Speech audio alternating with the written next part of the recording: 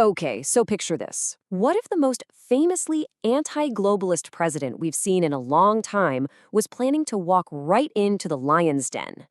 Today, we're diving into a really fascinating theory from our source material about what a Donald Trump appearance at Davos in 2026 could actually mean. And really, that's the big question here, isn't it? The one at the very heart of the source material we're looking at today. Is Trump's potential trip to Davos a white flag of surrender? Or is it, as the speakers we're analyzing believe, the final checkmate in a massive game of global chess? Let's get into it. So, here's how we're going to break it all down. First, we'll set the scene for this high-stakes meeting. Then, we'll dive into the two big opposing arguments presented in the source. And finally, we'll look at the core strategy it claims is really going on behind the curtain. All right, so our source material kicks things off by pointing out just how wild this whole situation seems. I mean, think about it. Donald Trump, the guy who practically built his political brand on railing against the global elites, showing up as the star attraction at their biggest party of the year, it's this paradox that really sets the stage for the whole theory. Okay, so before we can really dig into the argument our source is making, we first have to look at the theory that it's trying to debunk. This is what some people call the secret plot theory. The idea here, basically, is that all of Trump's populist talk is just an act. This theory suggests that his real agenda is actually perfectly in line with the very institutions he attacks in public, that he's secretly working with them to push things like digital IDs and central bank digital currencies, or CBDCs.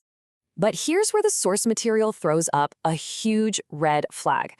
They ask a pretty simple question. Look, if the world is already moving toward these systems of control, why would you need some kind of elaborate secret trick to get people on board? Why all the drama and deception? It just doesn't make a lot of sense, does it? And that leads us right into the main counter-argument.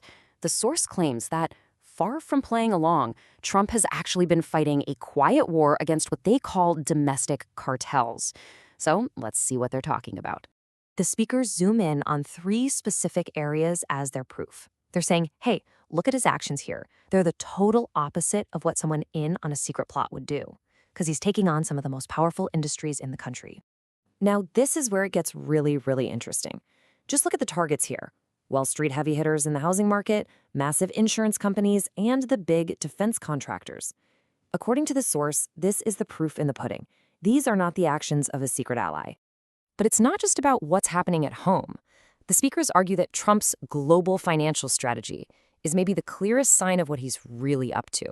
This is where they say the real battle is being fought. So check this out.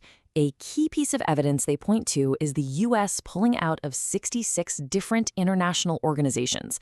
The source claims these places, with all their legal immunity and tax breaks, basically become magnets for shady stuff.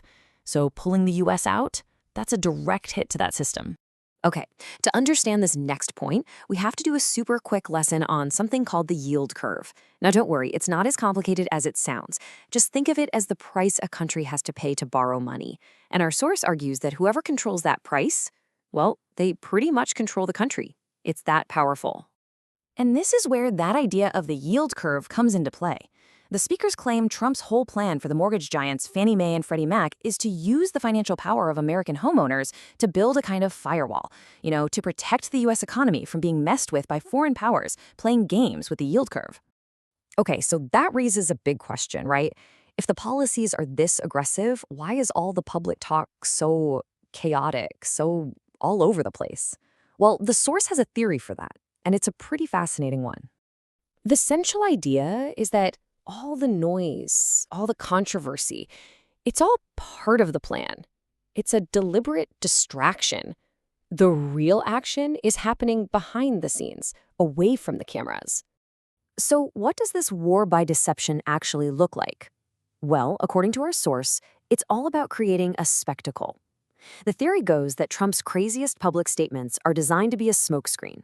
While the media and everyone else is freaking out over some tweet or a wild speech, the real moves are being made quietly in the background, like pulling out of all those international treaties.